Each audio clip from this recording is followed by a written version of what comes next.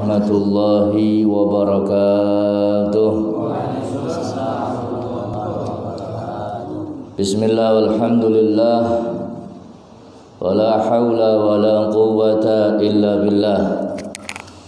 Allahumma salli wa sallim ala sayyidina Muhammadin miftahi babi rahmatillah adada ma fi ilmillah salatan wa salaman daimaini bidawami mulkillah wa ala alihi wa sahbihi wa mawalah. Subhanaka la ilma lana illa ma 'allamtana innaka antal alimul hakim.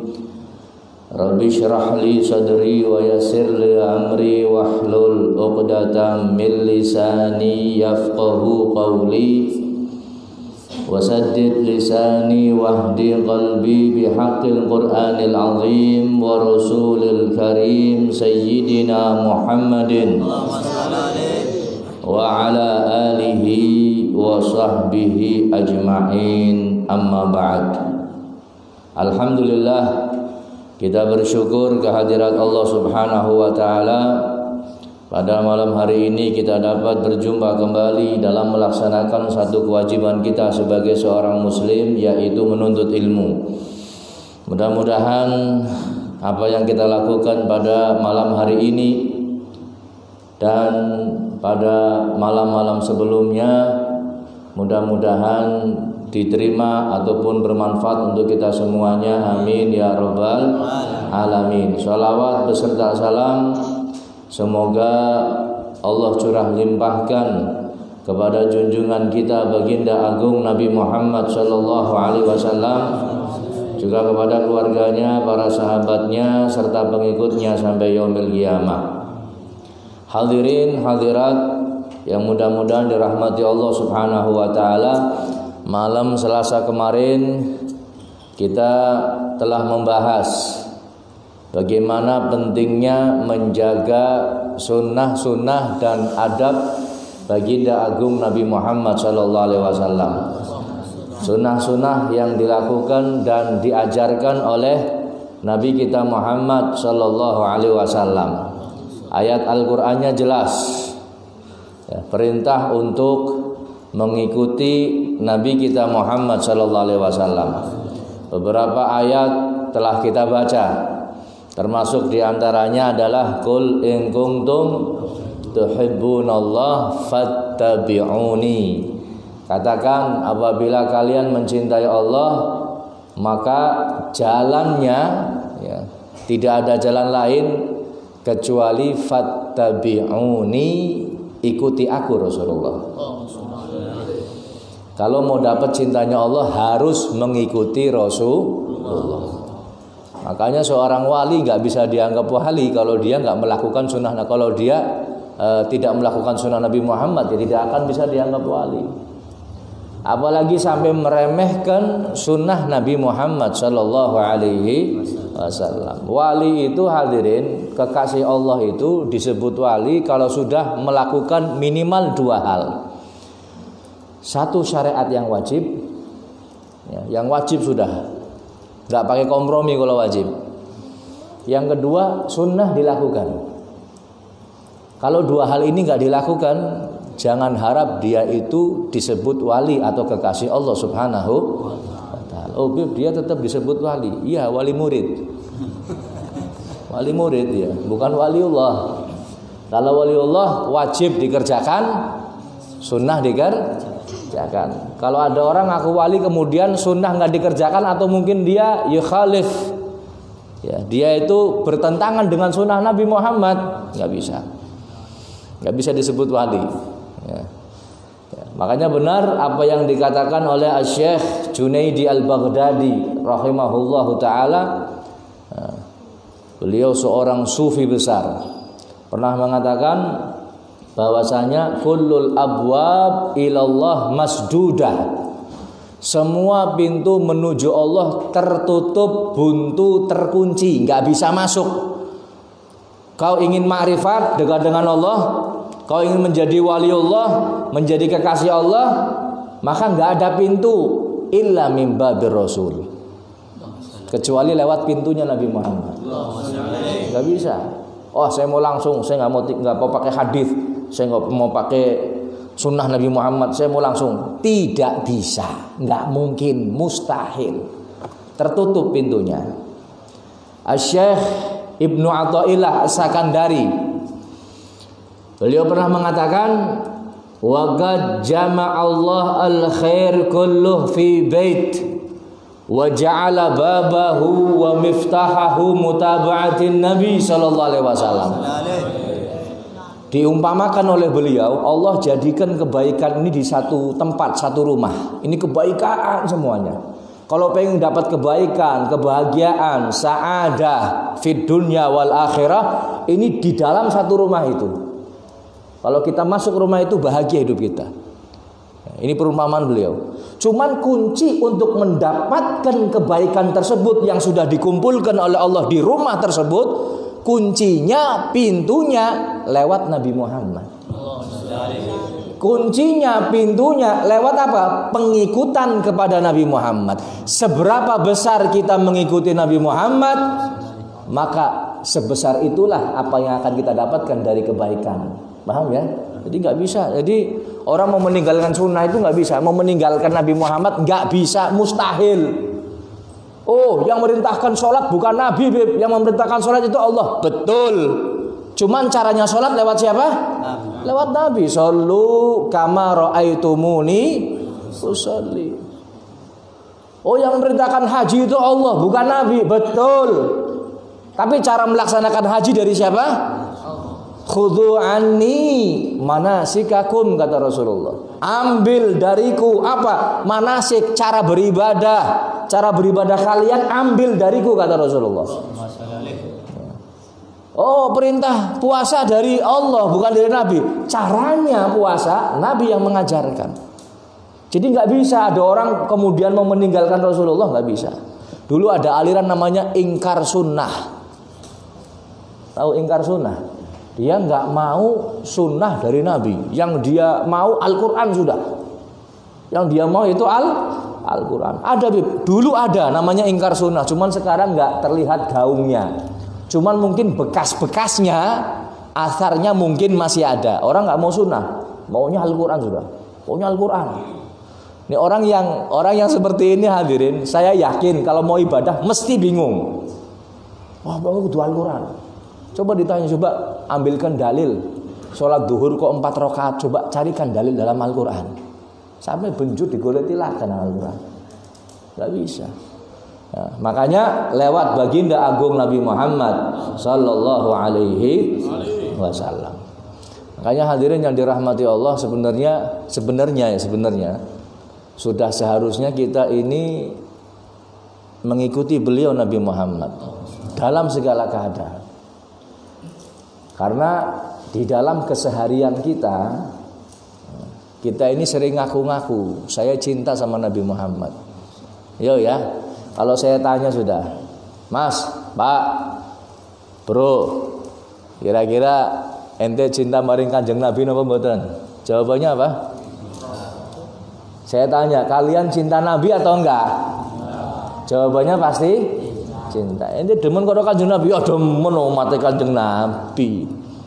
Orang yang ngaku cinta, hadirin, orang yang ngaku cinta, ini seharusnya dia ini pasti akan ngikuti orang yang dicintai.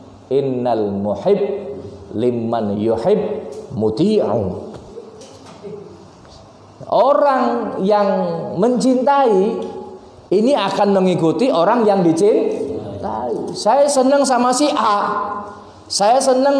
A, maka segala macam yang diperintahkan oleh si A, maka saya pasti akan mengikuti. Contoh yang nggak benar ini, contoh yang nggak benar. Contoh sing ora benar. Loh, Habib kok ngasih contoh yang nggak benar? Kenapa saya kasih contoh ini? Karena banyak dilakukan di masyarakat. Ente seneng karo wong wadon, Mas, Bro, pernah beli ngalami kayak gini? Pernah nggak ngalami? Kalau orang pernah ente dudu menungsa berarti. Cinta sama seorang perempuan, seneng sama seorang perempuan. Wah, cinta mati sudah. Ya, cinta buta. saking butane tai kucing rasa tai ayam apa tai kucing? Rasa apa? Kalau cinta sudah melekat, kayak Pak Marno apa? Saking cinta ada. Sekarang saya mau tanya, kita mencintai seseorang, orang yang kita cintai minta sesuatu sama kita. Mas, tahu na ponggol. Kita ini masih lagi duduk santai, lagi enak depan televisi, lagi PW, posisi enak. Kira-kira kita langsung berangkat atau enggak? Capek. Hatta capek. Acaranya bagus, sekalipun bagus, pasti akan mengikuti. Sampai ada perumpamaan Laila Majnun. Laila siapa? Majnun. Saking senengnya karo Laila, si Majnun ini namanya bagus betul. Cuman saking senengnya diarani Majnun, cinta kentir, cinta edan gitu kan. Dia ini diumpamakan sampai apa? Ada syairnya itu. Dia mencium temboknya rumah Laila, ngambung temboknya rumah Laila. Kata dia, saya bukan senang sama temboknya, sama rumahnya, enggak. Cuman saya senang sama penghuni saking seneng nih hadirin, tembok diambungi. Wis kayak kon gemen lagi seneng, uruk gendeng omahe wis seneng. Yo ya. Ya boleh, Pak Marno rasa ya. Aman 4 bulan ya aduh. Ini seperti itu hadirin. Orang kalau cinta buta nggak bakal lirik kanan dan kiri. Bahkan kadang-kadang melakukan sesuatu yang di luar akal manusia. Contoh, ini Laila lagi, Laila sama Majnun. Majnun ini senang sama Laila luar biasa hadirin. Satu ketika Majnun di dalam masjid, Majnun di dalam apa? Masjid. Dia sudah selesai sholat, ya. Kemudian masih ada orang sholat di soft ini. Jagongnya nang Pak Imron lah misalkan gini jagongnya. Cuman Pak Imron bukan Majnun, bukan. Laila lewat. Katon Laila lewat. Ada orang sholat di sini. Ini Majnun langsung berdiri, ada orang sholat, diloncati hadirin. Diloncati demi apa? Bisa melihat Laila dari dekat. Ini orang cinta seperti itu. Wah, cinta buta sudah, gak peduli ada orang sholat.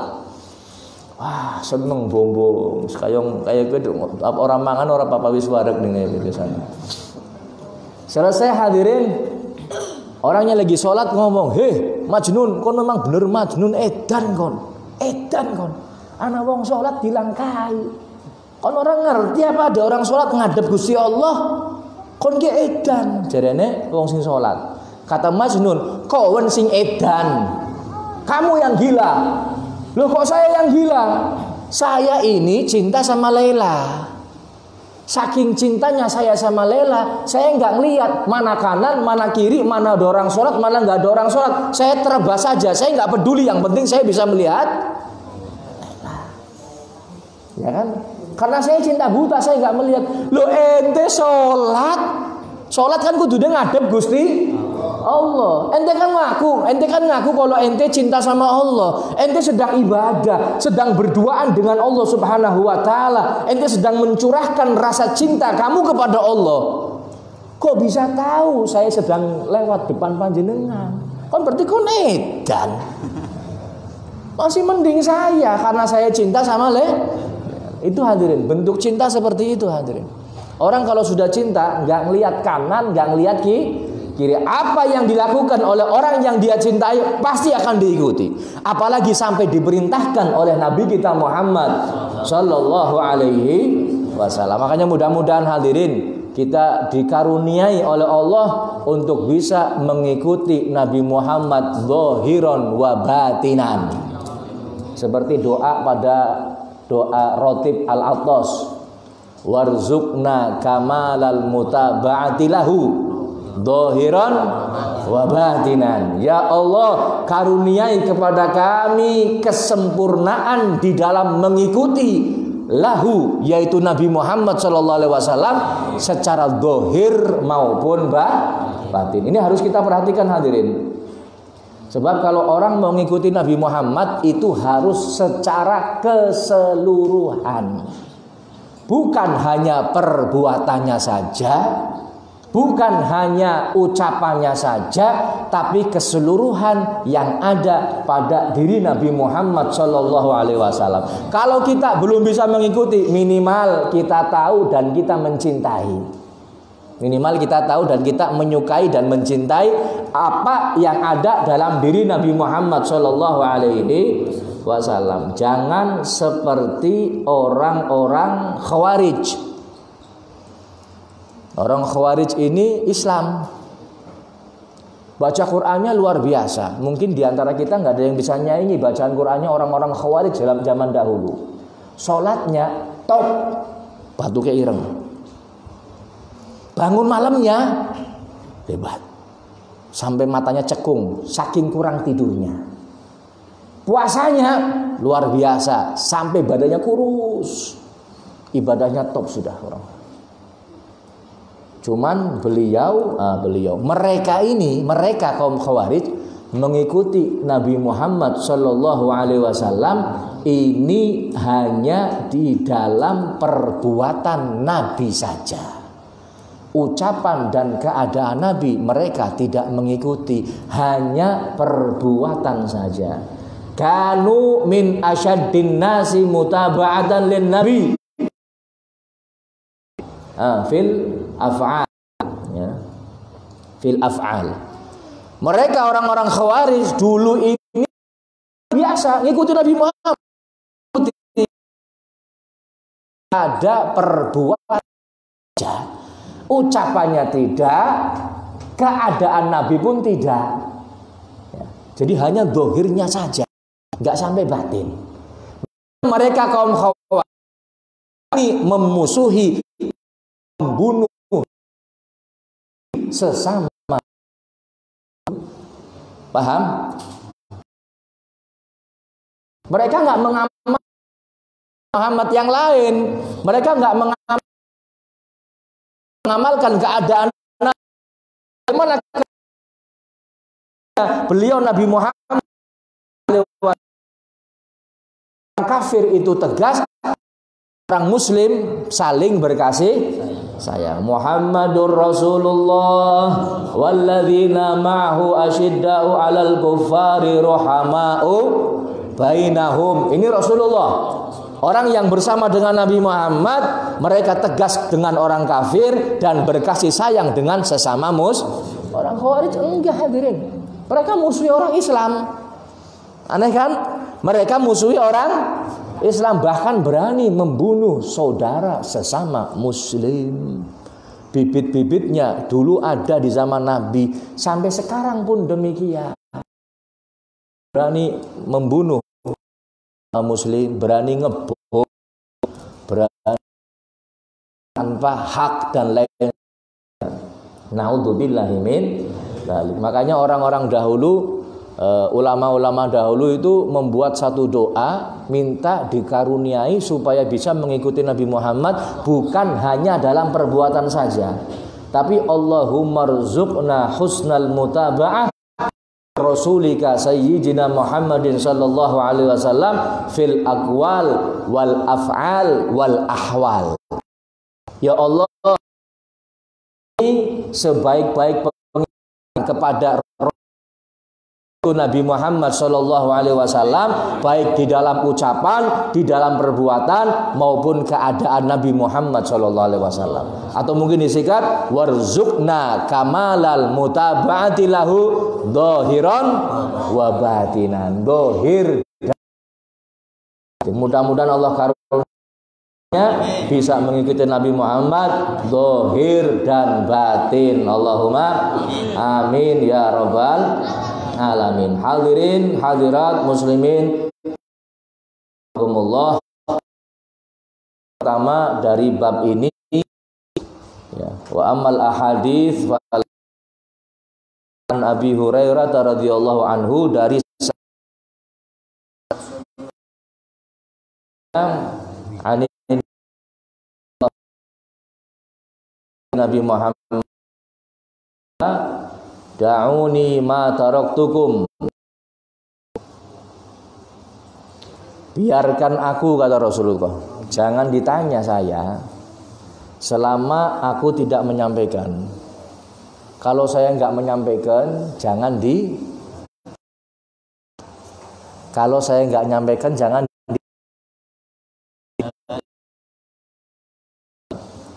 Innama ahlaka man kana qablakum su'aluhum. Orang-orang dahulu mereka ini apa? Binasa. Karena apa? Su'alahum, karena banyaknya pertanyaan dari mereka. Banyaknya banyak apa? Pertanyaan. Tanya bagus hadirin. Kalau nggak ngerti cuman kalau banyak tanya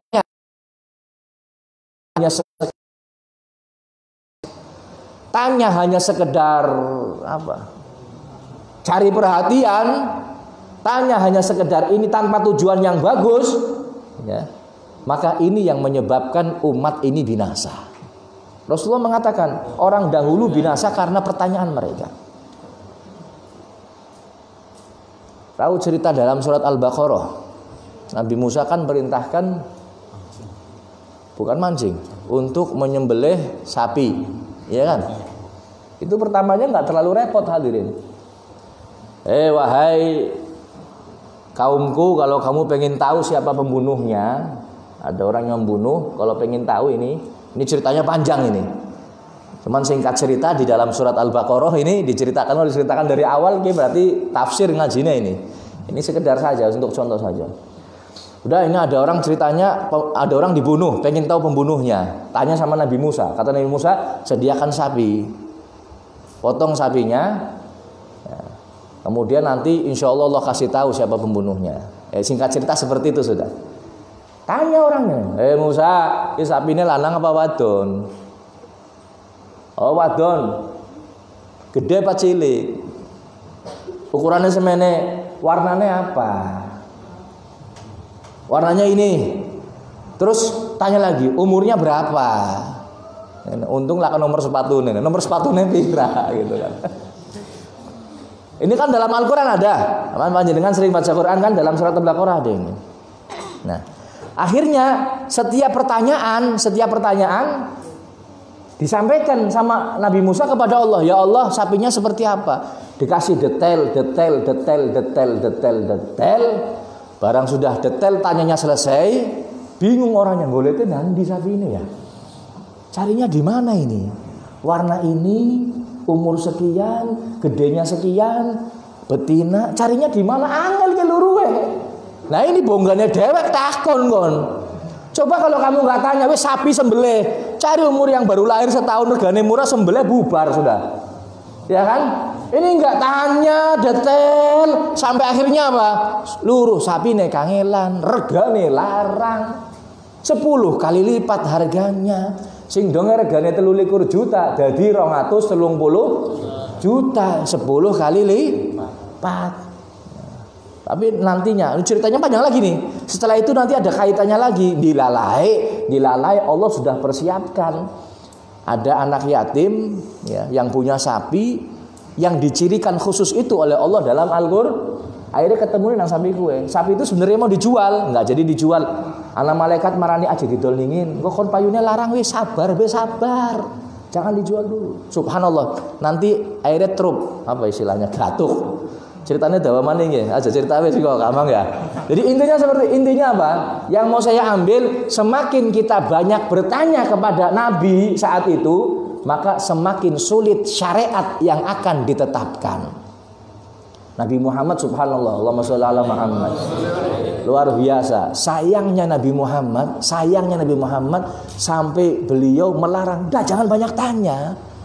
Ngodongkon kangkat kakian takon, tambah kangelan, tambah susah. Kamu mau melakukan amal ibadah tersebut, akhirnya berat. Karena tambah biarkan saya. Kalau saya nggak merintahkan, udah jangan dilakukan. Kalau saya nggak melarang, wis aja dilakoni. Sudah cukup itu." Ya. Kemudian wahtilafuhum ala anbiyaihim, dan banyaknya kehancuran umat terdahulu karena banyak perselisihan antara umatnya dengan Nabi. Ini ya, kita pun kalau berselisih dengan Nabi artinya yang sudah ditetapkan Nabi isi nganyang, masih menawar. Diambil dalil ini yang akhirnya ya kita kayak seakan-akan mau bikin madhab baru ya, kayak pan istihad anyar syariat baru akhirnya. Itu seperti itu hadirin. Jadi apa yang disampaikan Nabi sudah dijelaskan sama ulama kita, lakukan. Jangan kebanyakan tanya. Kalau nggak salah ini hadis berkaitan dengan haji. Rasulullah merintahkan bagi kamu yang mampu untuk melakukan ibadah haji. Kemudian ada yang tanya, ya Rasulullah, itu tiap tahun apa seumur urip sepisan? Nabi Muhammad nggak jawab hadirin. Akhirnya jawab seperti ini, da'uni ma taraktukum. Udah biarkan saya, jangan ditanya selama aku tidak menyampaikan, wis dilakoni. Ya, dilakoni. Kalau dijawab seumur urip sepisan, ya, yang orang pengen haji lagi gimana? Atau wis setiap tahun, melas, kasihan. Ya, kasihan orang yang sudah melakukan, yang belum melakukan tambah kasihan lagi. Akhirnya nggak dijawab oleh Nabi Muhammad SAW. Tapi ini keuntungan bagi kita hadirin. Artinya apa? Bagi mereka yang mau melakukan ibadah haji lagi yang nggak ada larangan, kan seperti itu. Oh dia sudah melakukan, berarti ibadah wajibnya, haji yang wajib sudah dilakukan. Yang kedua, silahkan dia membadali siapa, atau mungkin dia mau melakukan haji sunnah, ya, ataupun yang lain. Pun, fa idza nahaitukum an syai' fajtanibuh. Kata Rasulullah, apabila aku melarang kalian dari sesuatu, maka jauhi larangan itu. Wa idza amartukum bi amrin fa'tu minhu mastata'tum.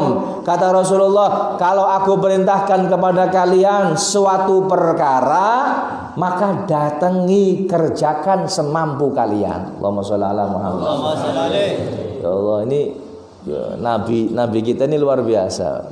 Luar biasa perhatiannya sama kita. Sampai urusan syariat pun beliau nggak kepengin memberatkan umatnya. Allahumma sholli ala Muhammad. Allahumma sholli alaihi. Contoh sholat tarawih, sholat malam di bulan Ramadan. Hari pertama Nabi Muhammad datang ke masjid. Ada orang lihat, Nabi Muhammad di masjid malam Ramadan. Datang. Hari kedua tambah banyak. Hari ketiga tambah banyak lagi. Hari keempat beliau nggak keluar lagi. Hari keempat beliau tidak keluar. Kenapa? Ketika ditanya, saya tidak pengen sholat malam di bulan Ramadan menjadi kewajiban. Sampai seperti Nabi Muhammad. Seandainya orang sudah terbiasa ikut Nabi Muhammad, hari keempat Nabi Muhammad keluar lagi, hari kelima, sampai hari terakhir Nabi Muhammad di masjid misalkan.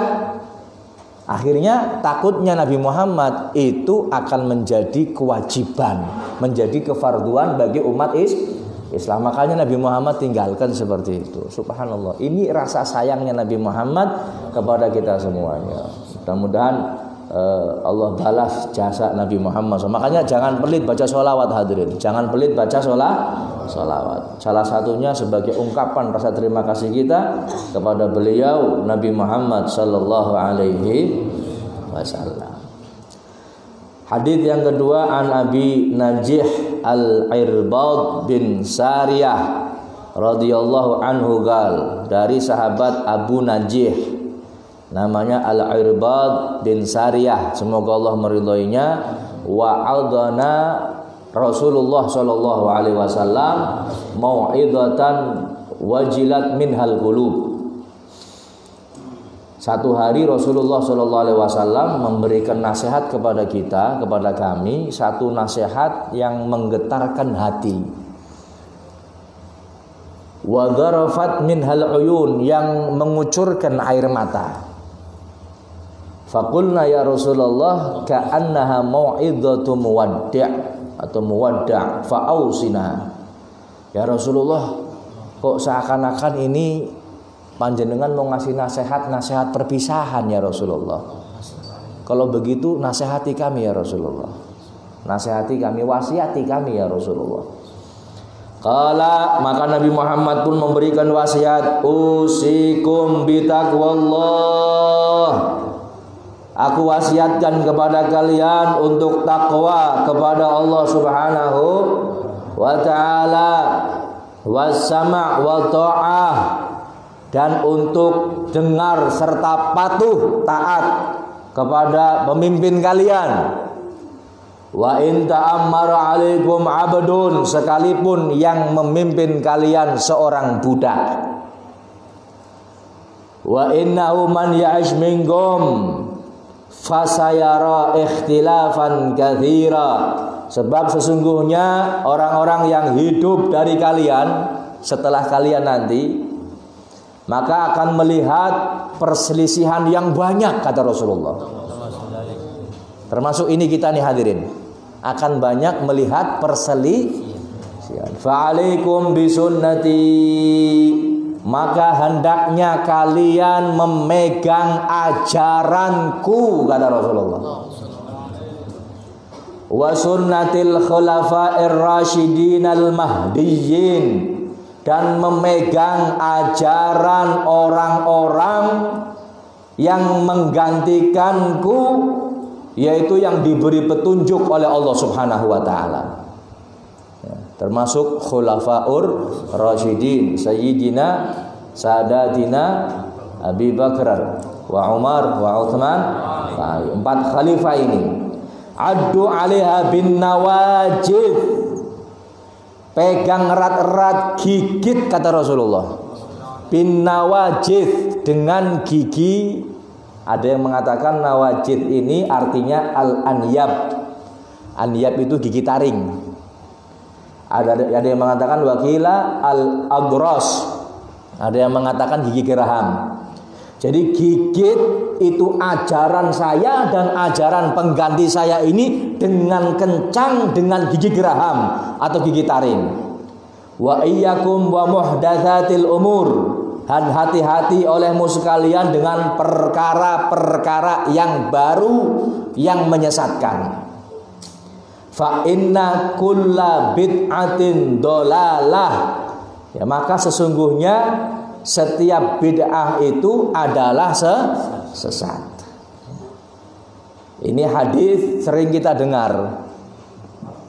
Siapa yang mengucapkan? Yang mengucapkan saudara kita, termasuk Habibmu juga sering, ya bukan sering, pernah membaca hadis ini. Cuman sayangnya ada sebagian saudara kita yang memaknai hadis ini berarti setiap perkara yang baru itu bid'ah. Wa kullu bid'atin dolalah, dan setiap bid'ah itu dolalah, sesat. Ya, ada terusannya lagi, dan setiap yang sesat masuk neraka. Wah, muludan itu, peringatan Maulid Nabi itu, muludan itu nggak ada di zaman Nabi. Ini berarti sesuatu yang baru, berarti maksudnya bid'ah, berarti dolalah, masuk neraka. Kawan sing muludan mlebu neraka kabeh kon. Ini kata orang yang menafsirkan seperti itu, dianggapnya mlebu neraka. Tahlilan di zaman Nabi Muhammad nggak ada kon mlebu neraka kabeh kon. Ya, ini sebagian saudara kita yang menafsirkan seperti itu. Untungnya kita punya ulama yang menjelaskan makna-makna yang ada dalam Al-Quran maupun hadis Nabi Muhammad SAW. Saya nggak mau membahas hadis ini. Yang kita bahas apa? Yang kita bahas mengikuti ajaran Nabi dan Khulafaur Rasyidin. Ini toh yang mau bahas. Cuman ini sedikit supaya kita ada gambaran. Nanti kapan waktunya kita bahas ini, kita akan jelaskan secara detail. Ya, ulama mengatakan tidak semua perkara yang baru itu sesat. Bahkan Imam Syafi'i mengatakan ada bid'ah mahmudah, ada bid'ah sayyi'ah. Madhmumah, mahmudah berarti lawannya apa? Madhmumah. Ada bid'ah yang terpuji, ada bid'ah yang tercela. Yang terpuji seperti apa? Yang sesuai dengan Al-Quran dan hadis, ijma' qiyas, maka ini bid'ah yang mahmudah. Boleh dilaksanakan, boleh. Dapat pahala, dapat. Contoh. Dulu nggak ada pondok pesantren. Ada pondok pesantren? Zaman Nabi ada pondok pesantren? Nggak ada. Sekarang ada nggak? Bid'ah bukan? Bid'ah bukan? Apalagi ada kelas 1, kelas 2, ada ibtida, ada i'dad. Bid'ah nggak? Bid'ah. Dosa? Lebu neraka? Melasi nemen masih mondok lebu neraka. Ini masuknya mahmu. Ada yang membagi lagi sesuai dengan hukum. Ada bid'ah yang wajib. Ada bid'ah yang wajib. Seperti mengumpulkan Al-Quran. Dulu Al-Quran ini masih belum dikumpulkan. Belum jadi mushaf. Di zaman Sayyidina Utsman ibn Affan baru tersusun. Ada surat Al-Fatihah, Al-Baqarah, Ali Imran, dan seterusnya. Sampai Anas. Siapa yang menyusun? Di zaman siapa? Di zaman Sayyidina Utsman. Maka ulama mengkategorikan itu wajib. Mengkategorikan wajib. Artinya apa? Tidak semua. Kalau mau dilihat dari segi bahasa hadirin, ya, memang kullu ini, kata kullu dalam bahasa Arab ini biasanya maknanya semua atau setiap. Cuman ya, kalau mau belajar lebih dalam lagi, ternyata kullu ini maknanya enggak semua. Ada juga kullu maknanya sebagian. Ya. Nanti ada contohnya juga dalam Al-Quran. Cuman malam ini kita nggak bahas itu tuh. Ya. Malam ini kita bahasnya apa? Malam ini kita bahasnya kita diperintah oleh Rasulullah memegang ajaran Nabi Muhammad dan juga pengganti-pengganti beliau, yaitu Khulafaur Rasyidin. Ya. Dipegangi hadirin. Jangan sampai dilepas. Sahabat Abu Bakar As-Siddiq, khalifah setelah Rasulullah, pengganti beliau, manusia terbaik setelah Nabi Muhammad, manusia terbaik setelah Nabi Muhammad.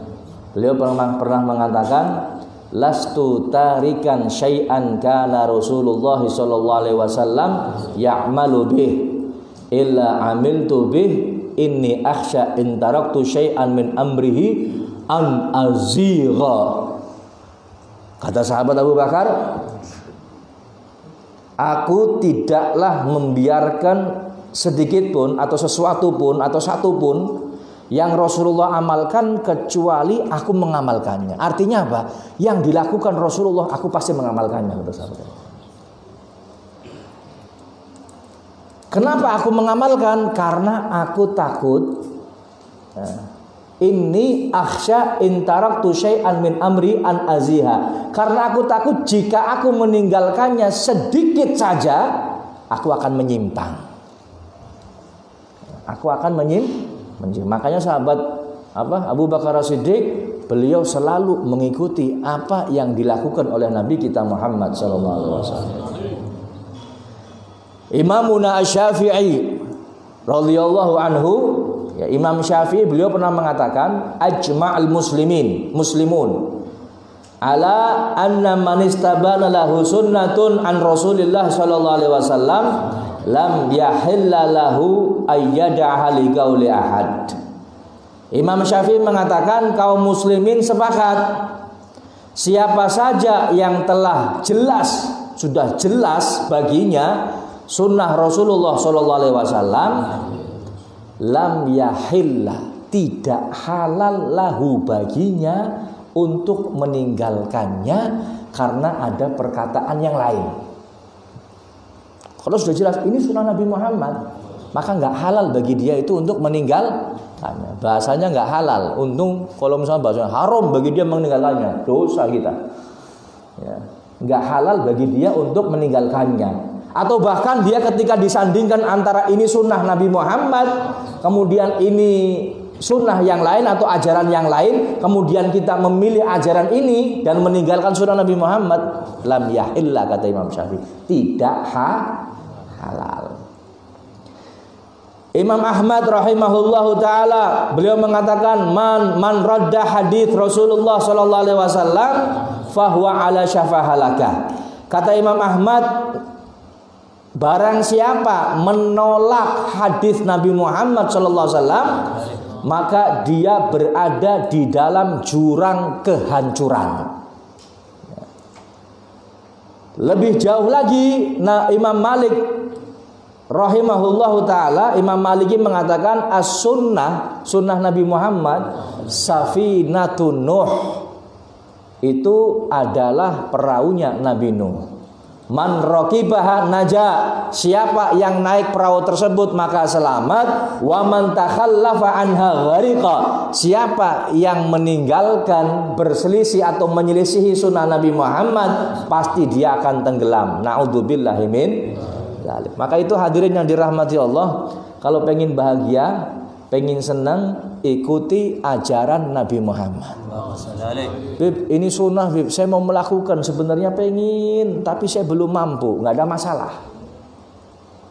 Kalau kita belum mampu dan menyadari bahwa kita nggak mampu, nggak ada masalah. Yang jadi masalah ketika kita sudah nggak melakukan sunnah Nabi Muhammad, kemudian kita mengejek sunnah Nabi. Ini yang bermasalah. Siapa yang istihza, siapa yang mengolok-olok, siapa yang mengejek, ya, siapa yang merendahkan, siapa yang mengecilkan salah satu sunnah Nabi Muhammad SAW, maka dia bisa masuk kategori riddah atau bahkan kufur. Riddah atau kafir. Nggak mengerjakan, nggak dosa hadirin. Kita nggak mampu, nggak dosa.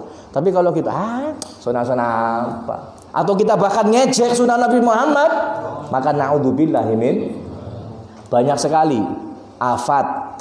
Afat ini apa? Balasan jelek, atau bahasa yang bisa kita pahami, azab yang terjadi bagi mereka yang menghina sunnah Nabi Muhammad. Di zaman Nabi ada orang makan pakai tangan kanan, pakai tangan kiri. Kemudian Nabi Muhammad memberikan nasihat, kul biyaminik, hai fulan, ya, makan dengan tangan kananmu, jangan tangan kiri. Saya nggak mampu. Seakan-akan dia mengejek. Jadi bahasan jawab saya nggak mampu, saya nggak bisa, ini sambil ngejek ajaran Nabi Muhammad. Kata Nabi Muhammad, kon ora bakal bisa mampu selawase. Kamu nggak akan bisa mampu mengangkat tangan kananmu. Dan sing nyepatani Kanjeng Nabi ora pere-pere. Langsung saat itu juga orang ini nggak bisa mengangkat tangan kanannya, alias stroke. Alias apa? Stroke, nggak bisa ngangkat tangan kanannya, keplek tangannya. Karena meremehkan sunnah Nabi. Ada lagi di zaman sahabat atau tabi'in, Nabi Muhammad mengatakan kalau di masjid sudah adzan, kita belum sholat, jangan keluar masjid. Apalagi meninggalkan masjid untuk urusan dunia. Ya. Itu ciri-ciri munafik kata Rasulullah. Lah, ada orang ceritanya ditunggu kancane nang ngarep pandijak keluar, pandijak majelas, mau dijak ngopi bareng atau mungkin pandoim misalkan. Ini adzan ini, belum sholat. Wis dijak, tunggu keluar dia. Dinasihati, jangan keluar dulu. Kamu belum sholat, nanti setelah sholat keluar. Kata Rasulullah, orang yang adzan di dalam masjid kok belum sholat, munafik dia, hati-hati. Kalau nggak ada urusan penting, nggak ada udzur, munafik dia. Kau ngerti apa? Kanjeng wis nunggu kan, wis gampang. Dia meremehkan ajaran Nabi. Nggak lama dia naik kuda, jatuh, kakinya pecah, hadirin. Kakinya apa? Pecah. Ada orang lagi. Ketika dijelaskan ada hadis Nabi Muhammad, kalau kamu bangun tidur, mau wudhu atau mau masuk kamar mandi, ngelihat ada air di tempat air, tangan jangan langsung dicelupkan, tapi dicuci dulu 3 kali supaya suci, baru dicelupkan tangannya. Kata Nabi Muhammad, sebab kamu nggak tahu tangan kamu itu nginep di mana. Tangannya kon ki lagi turu paring di kon orang ngerti, jare Kanjeng Nabi. Makanya sunnah ketika mau mencelupkan air dicuci dulu tangannya 3 kali sebelum mencelupkan tangan ke air. Nah, ini ada ada orang sedang menjelaskan hadis Nabi Muhammad, kemudian ada orang dengarkan ngece. Ning nyong tang ngerti, mau bengi tangane nyong nginep nang nyong ngerti, nyong dong turu ngerti tangane nyong paring ndi. Ya. Yang dikhawatirkan Nabi Muhammad, kenapa kita ini suruh cuci tangan, barangkali tangan kita lagi turu kukur-kukur. Ya ini kukur-kukur ndas ora apa-apa. Cuman kukur-kukur sing liyane yo ya isine merkitok nang kono. Kukur-kukur di situ atau mungkin maaf lebih dalam lagi nang buri sing digukuri. Kan kotor. Nabi Muhammad kan ngomong, kamu itu nggak tahu tangan kamu itu kemana waktu tidur. Nah, ada orang dijelaskan seperti itu, ngece. Oh, kalau saya tahu tangan saya kemana, sambil menghina hadis Nabi. Subhanallah, malamnya dia tidur, bangun tidurnya, tangannya sudah masuk duburnya dia sendiri sepergelangan tangan. Segini masuk, orang bisa ucul Pak Marno. Coba bayang, esok tangannya sampean lebu paring dubur, orang bisa ucul kayak gini. Panjang bet gawene kepriben coba. Ini kejadian nyata. Kenapa? Karena menghina sunnah Nabi Muhammad Sallallahu Alaihi Wasallam. Ada lagi kejadian. Malaikat itu hadirin, malaikat ketika ada orang yang menuntut ilmu, mudah-mudahan kita semua dianggap orang yang menuntut ilmu. Itu hadisnya begini, malaikat itu menghamparkan sayapnya. Walaupun nanti ulama menjelaskan maknanya itu banyak sekali. Ya, cuman kita tetap nggak boleh meninggalkan makna aslinya. Menghamparkan sayapnya artinya sebagai penghormatan kepada orang yang menuntut ilmu. Jadi itu ban motore panjenengan, kakinya panjenengan dari rumah ke sini, itu di bawahnya ada hamparan malaikat. Ini kalau mau secara letterlek teks hadis Nabi Muhammad. Untuk apa? Menghormati orang yang menuntut ilmu. Sampai segitunya malaikat menghormati kita orang yang menuntut ilmu. Allahumma sholli ala Muhammad. Nah, ada orang yang dengar hadis ini ngece. Kota kon karangane ustad tok kaya kuwe. Masa si malaikat len nyong besiki panganggo sendal sing ana pakune. Mau saya sobek-sobek sayapnya sama malaikat. Pantak suwek-suwek. Memang dia lakukan hadirin. Dia bikin sendal yang ada pakunya, ada durinya. Nyate nyuwek-nyuwek suwiwine malah ledek hadis Nabi Muhammad ini. Ledek hadisnya Kanjeng Nabi. Subhanallah hadirin, setelah dia melakukan itu, maka dibuka hijabnya, penutupnya, telinga pendengarannya dibuka sehingga dia bisa mendengarkan suaranya malaikat.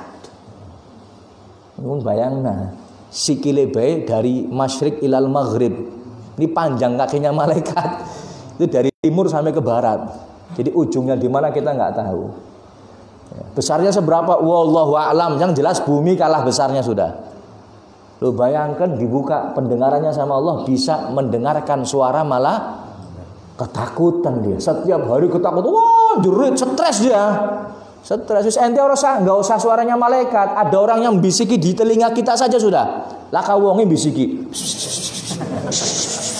Sedina mungkin keder. Wah, apa?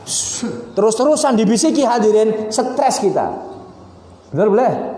Kok ora krungu suara? Ora. Ki ngomong nanya apa ki? Stres lama-lama hadirin. Iya, Bang. Stres ini. Lah ini suaranya malaikat hadirin dibuka. Akhirnya dia stres, gila, teriak-teriak sendiri, mati. Karena menghina hadis Nabi Muhammad sallallahu alaihi wasallam. Ini buat pelajaran bagi kita hadirin. Sekali lagi saya sudah sering menyampaikan, kalau kita nggak sanggup melaksanakan sunnah, tolong jangan dihina. Tolong jangan diolok-olok. Diam saja sudah, menang sudah. Oh Bib yang mengolok-olok teman saya, nasihati dia. Kalau nggak mau dinasihati, tinggalkan. Aja kancanan karo wong kowe. Kenapa? Kalau dia dikasih bala, dikasih adab sama Allah, ente nang jejere kena bareng kon. Na'udzubillahi min. Jangan sudah. Kalau sudah ada orang yang berani menghina Nabi Muhammad, sudah jelas berarti nggak ada kecintaan dalam hatinya kepada Nabi Muhammad SAW. Kalau kita nggak cocok, ada sunnah yang saya nggak cocok dengan sunnah ini, jangan nyampaikan. Hati ini, keimanan kita harus mengalahkan was-was atau bisikan setan itu. Minimal kita menerima hadirin. Wah sudah, kalau dari Nabi sami'na wa ta'na, dari Allah, dari Rasulullah sami'na wa ta'na tanpa syarat, mutlak tanpa syarat. Adapun kalau dari yang lain, mungkin dari tabi'in, ada dari sahabat, dari tabi'in, dari ulama, ada pendapat ini, pendapat itu, kita mau berbeda pendapat nggak ada masalah. Saya mau pakai pendapatnya ini, saya pakainya madhab Imam Syafi'i yang saya ikuti, saya nggak mengikuti madhab Hambali, saya nggak mengikuti madhab Maliki, silahkan, nggak ada masalah. Tapi kalau sudah datang dari Allah dan Rasulnya, al-ain wa ras, taruh di atas kepala. Nggak masuk akal, sekalipun nggak masuk akal. Itu dari Nabi Muhammad. Kemarin sudah saya contohkan Sayyidina Umar ketika mau mencium Hajar Aswad. Hajar Aswad gitu. Hajar Aswad kan batu ini. Ketika mau mencium, ya Allah, kon manfaatnya apa? Jar. Manfaat kamu itu apa? Nggak ada manfaatnya. Kalau Nabi Muhammad nggak mencium kamu, saya nggak akan cium kamu. Wah, itu diambung. Cuman Nabi Muhammad lakukan, saya lakukan. Karena kecintaan kepada Nabi kita Muhammad Sallallahu Alaihi Wasallam. Habib, katanya semua nabi itu wajib kita hormati, kita imani. Ya betul. Cuman syariatnya tidak wajib kita ikuti. Yang wajib kita ikuti syariatnya Nabi Muhammad. Bahkan kalau kita mengikuti syariat nabi yang lain, kemudian meninggalkan Nabi Muhammad, sudah bisa dipastikan kita akan sesat. Sayyidina Umar ibn al-Khattab, beliau bawa kitab Taurat. Tahu Taurat? Tahu Taurat nggak? Belum tahu ya? Cuman kita iman dengan kitab apa? Taurat. Diturunkan kepada Nabi siapa? Nabi siapa? Nabi Musa. Umar bin Khattab punya saudara yang masih mungkin Nasrani, mungkin Yahudi. Dia dikasih Taurat, nih ringkasan Taurat nih buat kamu pelajari. Akhirnya dibawa sama Sayyidina Umar, ditunjukkan kepada Rasulullah. Ya Rasulullah, saya kemarin ke saudara saya dikasih kitab suci Taurat. Pikirnya Sayyidina Umar, Rasulullah bakal senang. Ketika dibawakan di hadapan Rasulullah, fataghayyaru wajhu Rasulillah. Maka wajahnya Nabi Muhammad berubah menjadi marah. Taghayyar, marah dia. Sayyidina Umar tahu Nabi Muhammad berubah karena marah melihat yang disampaikan oleh Sayyidina Umar. Ya Rasulullah, raditu billahi rabba wa bil islami dina wa bi Muhammadin nabiyyan wa rasula. Aku ridho ya Allah, aku ridho ya Rasulullah, Allah menjadi Tuhanku. Kemudian Islam menjadi agamaku, Nabi Muhammad menjadi nabiku. Baru kemudian Nabi Muhammad menjelaskan, wallahi demi Allah, lau asbaha fikum Musa, seandainya Nabi Musa muncul kembali di tengah-tengah kalian, thumma ittaba'tumuhu, kemudian kalian mengikuti Nabi Musa. Ada nabi lagi nih muncul, kamu mengikuti Nabi Musa, syariatnya Nabi Musa kamu ikuti, kamu dalam barisannya Nabi Musa. Thumma wattaroktumuni, dan kamu meninggalkan aku Muhammad Rasulullah. Nabi Musa muncul kembali, kau ngikutin Nabi Musa, ninggalkan saya, la dolaltum, saya pastikan kamu pasti sesat, kata Rasulullah. Bayangkan Nabi ini loh, Nabi Musa nabi.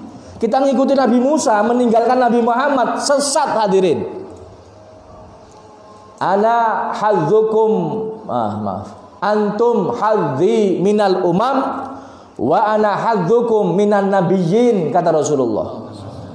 Kamu itu, kata Rasulullah, bagian saya sudah. Kon ke bagian yang nyong, jadi kanjeng Nabi. Saya ini bagian kamu sudah. Saya nabinya kamu, kamu umat saya. Sudah ada bagiannya masing-masing. Nggak usah ngikuti syariat yang lain. Ini yang dimaksud oleh Nabi kita Muhammad Sallallahu Alaihi Wasallam. Wajib kita mencintai, wajib kita mengimani para nabi sebelum Nabi Muhammad. Tapi untuk mengikuti ajarannya, maka Nabi Muhammad yang wajib kita ikuti. Habib, khitan katanya sunat itu ajarannya Nabi Ibrahim. Betul. Cuman kita melakukan khitan bukan ngikuti Nabi. Kita ngikuti siapa? Nabi Muhammad. Oh, Bib, haji katanya itu syariatnya Nabi Ibrahim. Betul. Cuman khudhu anni manasikakum. Ya. Caranya haji, ibadah haji, ngikuti Nabi Muhammad. Nyembelih kurban, Bib, ini kan Nabi Ismail nih, contohnya Nabi Ibrahim. Betul. Cuman syariat kurban siapa? Nabi Muhammad. Kalau seandainya kita mengikuti Nabi Ibrahim, hadirin, yang kita sembelih bukan kambing. Siapa? Anaknya deh. Dua anaknya si Jidok cekelan batu. Jidok nih, ya nggak ada lagi. Itu seperti itu, hadirin. Ya. Yang kita ikuti syariatnya Nabi kita Muhammad. Kalau mau dibandingkan syariat kita Nabi Muhammad dengan syariat yang lain, jauh lebih mudah syariat kita Nabi Muhammad. Allahumma sholli ala Muhammad. Kita ini dimanjakan lah, kalau mau bahasa enaknya dimanjakan sama Nabi kita Muhammad. Dulu ini kalau nggak salah, kalau baju kita kena najis, baju ini kena najis, hadirin, kena apa, cipretan, mungkin kena tai cecek, atau mungkin kena cipretan air kencing, maka nggak bisa suci hanya dengan disiram air, nggak bisa suci. Kalau orang dulu, syariat dulu ini harus dipotong, gunting, tambah lagi. Ya, yang sudah kena najis nggak bisa. Bayangkan kalau seandainya ya baju kita kena najis, kemudian nggak bisa dicuci, ya isinya tambalan kabeh pakaian sampean, terutama sarung. Terutama apa? Sarung ya. Tambalan sarung sing ijo warnane ndlemok putih. Ana sing ndlemok ireng ya. Ini alhamdulillah kita dijadikan Allah menjadi umat Nabi kita Muhammad sallallahu alaihi wasallam. Adzan dulu Mas.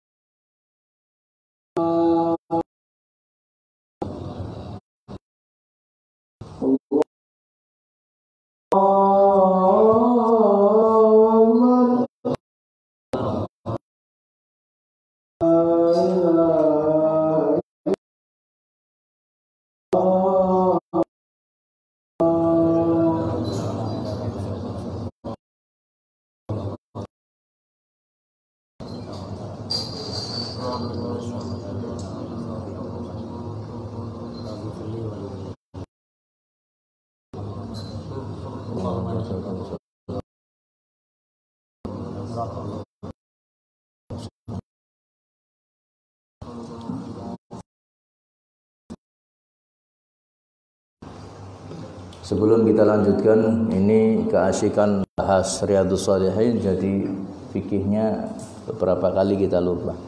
Kalau bisa kita diingatkan, kalau pas kurang 1/4 jam dari adzan Isya, diingatkan untuk membahas fikih. Kadang-kadang kelalen nggak paham adzan Isyanya jam berapa. Nanti insya Allah mulai malam Kamis nanti tadi Isyanya jam 7 ya? Jam 7, ini jam 7 kurang 1/4 nanti kita bahas fikih. Sebelum kita lanjutkan hadirin, ini ada beberapa pengumuman. Yang pertama, permohonan hadiah Fatihah untuk kesembuhan Bapak Rinanto bin Sumanto, kakaknya Mas Surato Margadana. Yang pertama, yang kedua, Haji Toha masih sakit. Ya, kemudian Bapak Haji Toha juga sedang sakit. Yang ketiga ada Mas Ali Mustafa juga sedang sakit. Kita doakan mudah-mudahan cepat dikasih kesembuhan oleh Allah.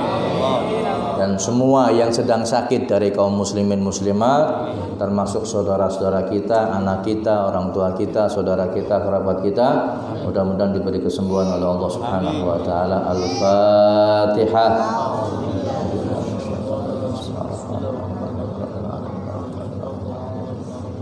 Iya kan,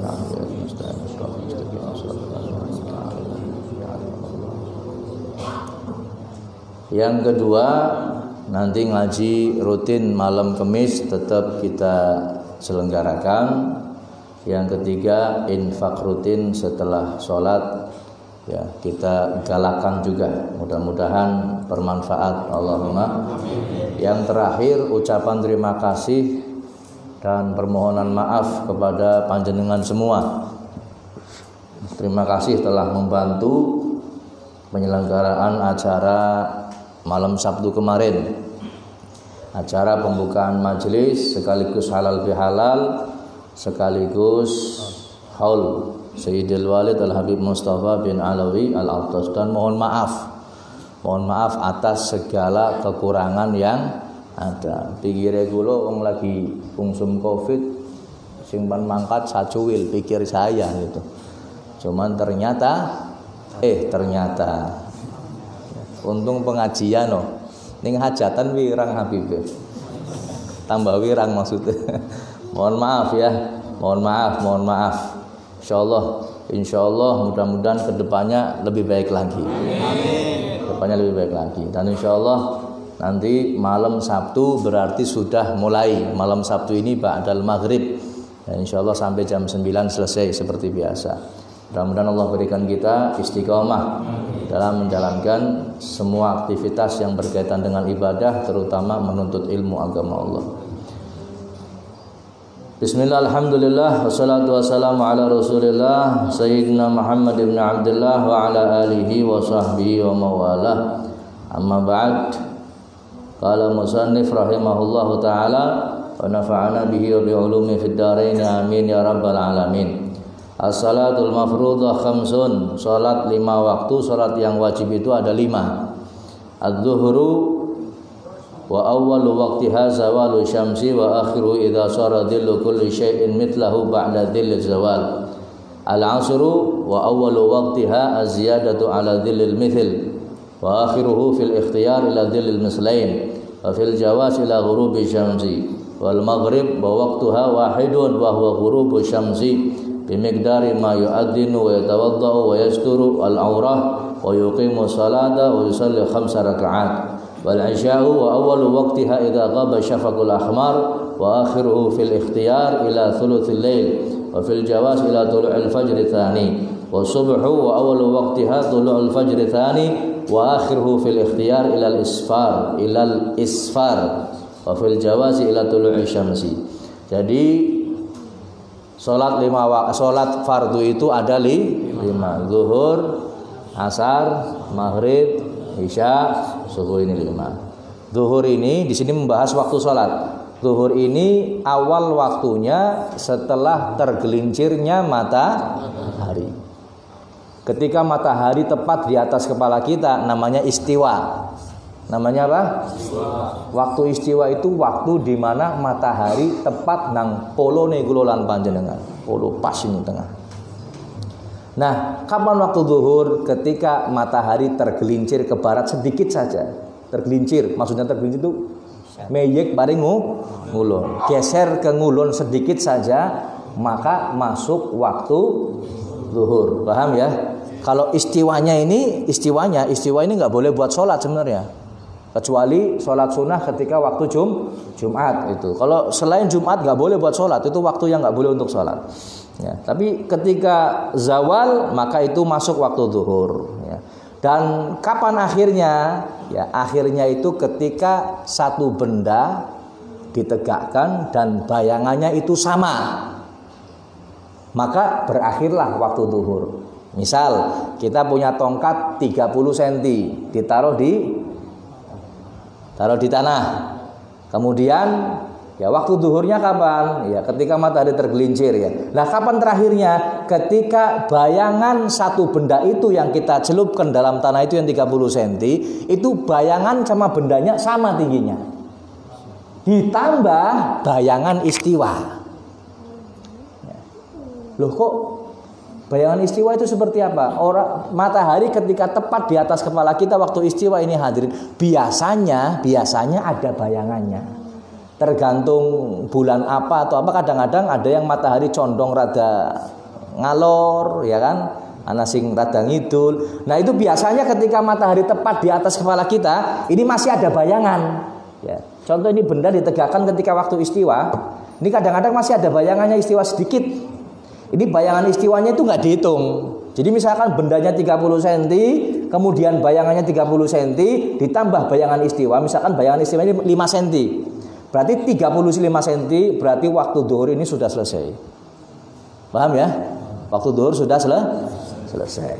Nah, ketika dua benda ini, ketika benda sama bayangannya sama, plus bayangan istiwa ini, kemudian lebih sedikit, sekalipun hanya setengah senti saja, maka masuk waktu asar. Paham ya? Waktu asar itu wa awwalu waqtiha azyada ala dzilil mithil.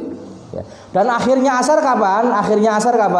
Akhirnya ketika ghurubi syamsi. Di sini dijelaskan waktu-waktu ikhtiarnya.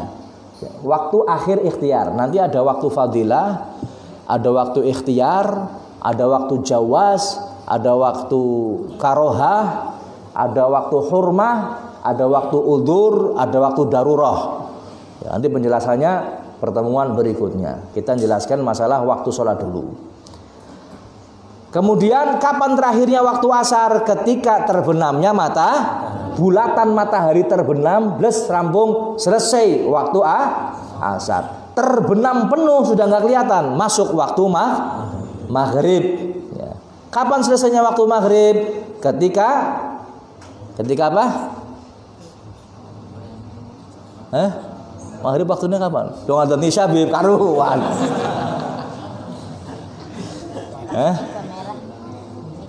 Mega merah, ya. Ketika selesai apa istilahnya? Mega merah itu hilang. Nah, hilangnya mega merah masuk waktu paham ya? Lah, isya sampai kapan? Sampai fajar sodik. Fajar ada dua, ada kadzib, ada fajar dusta, ada fajar yang benar. Ya. Fajar sodik dan fajar kadzib. Nah, ketika fajar sodik maka selesai waktu isya. Nah, ini waktu-waktu dan kita harus tahu, harus yakin hadirin tentang waktu. Nggak boleh sholat ini, ya nanti ada penjelasannya. Nggak boleh sholat ini kira-kira. Kita kayongnya duhur, kayongnya tak sholat Ini kayongnya nggak sah sholat kita. Nggak sah.